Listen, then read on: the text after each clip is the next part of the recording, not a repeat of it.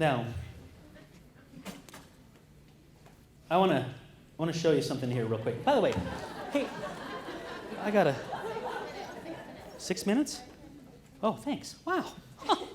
Sheesh. So when you're looking at the difference between inspiring and motivating, just realize that motivating it means to provide with motive or motives and to give an incentive to. So just think about this when you're dealing with your teams. It's real easy to get into the incent mode. I'm just going to motivate, I'm going to give them a motive, and keep on throwing them a carrot. But what if they don't have the carrot anymore? Then you use a stick? You know, if you don't do this anymore, I'm done. You could do that. But to inspire means to fill with an exalting influence. To fill or affect with feeling. Now, have any of you seen the movie Rocky? I love Rocky. It's so good. And my kids just experienced this a year ago. They had never watched them before. I'm like, you've never watched Rocky? And you kind of forget these things. I started playing Rocky for them. Well, I don't know if you remember in Rocky 2, at one point,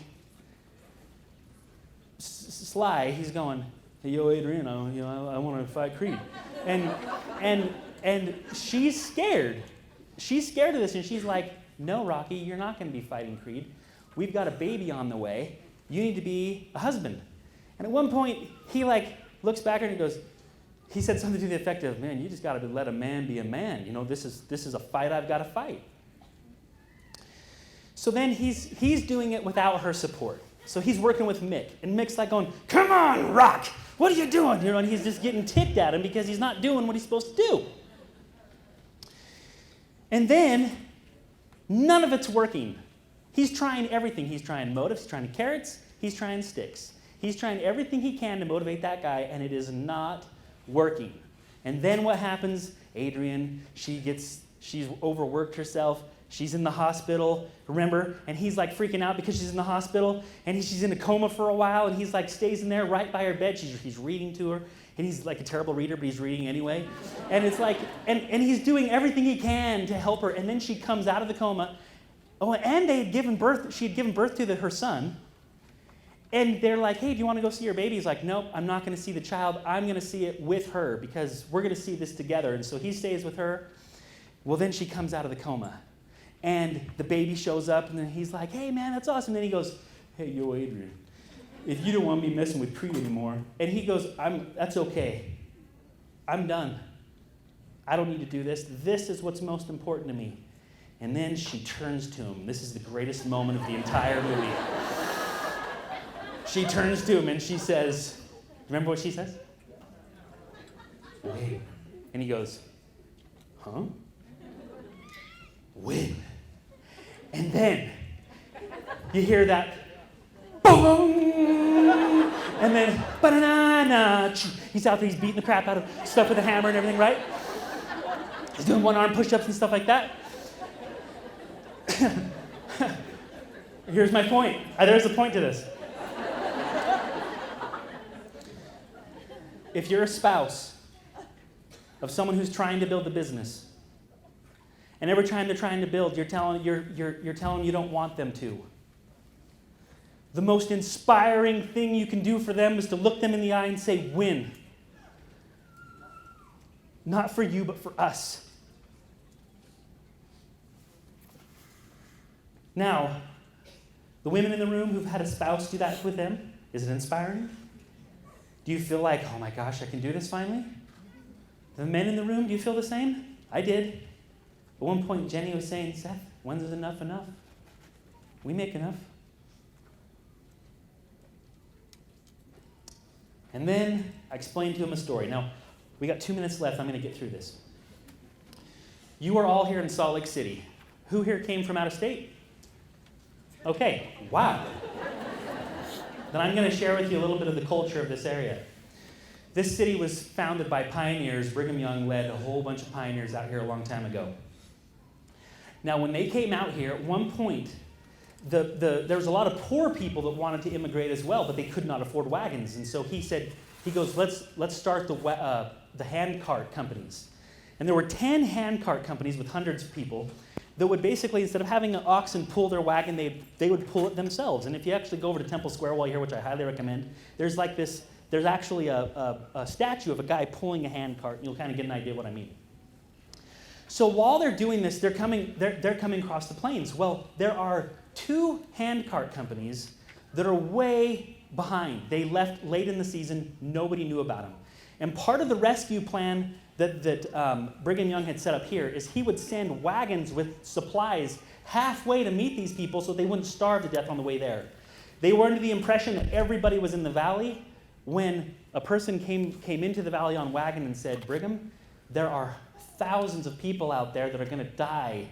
They're frozen, they're starving, nobody knows. Brigham called a meeting and he said, everybody get your acting gear. Get wagons, get young men, get food, get everything you can. In that meeting, the women were taking off their socks and petticoats and saying, take these, take these. This is this valley, this city. And they put them on the wagons and they all went out there to save those people. Now when they got out to them, yeah, don't even worry. When they got out to them, don't worry about that, I'm trying to inspire you. Okay. They found them freezing.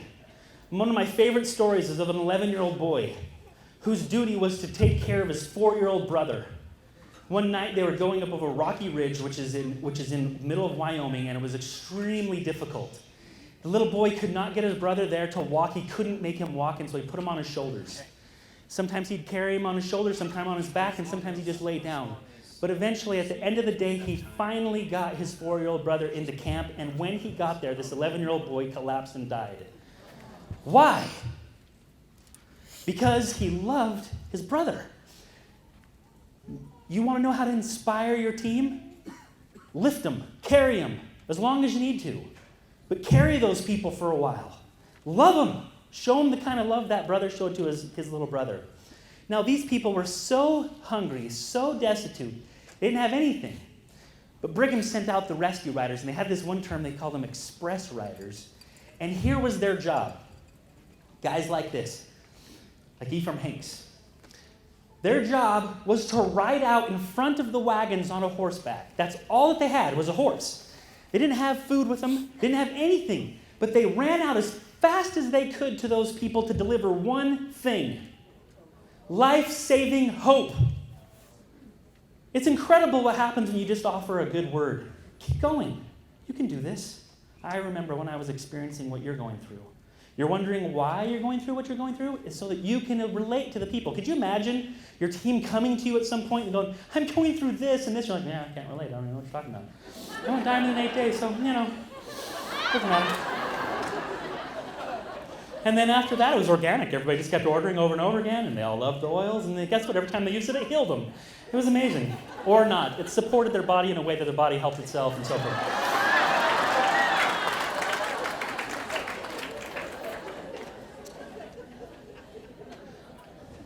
When those people saw the riders, the express riders coming out to them, grown men wept. Children danced. And they called those guys that came out to save them angels. And they had nothing with them but the word of don't give up. So then my wife says, Seth, why do you keep doing this? We have enough. We have more than enough. And I say, because we've made it to the valley. And there are thousands of people coming. And if I can go back out and provide a little bit of food and hope, then it's worth it to get more people to this valley. And let me tell you, the valley is fantastic. I love you. Take care. We'll see you later.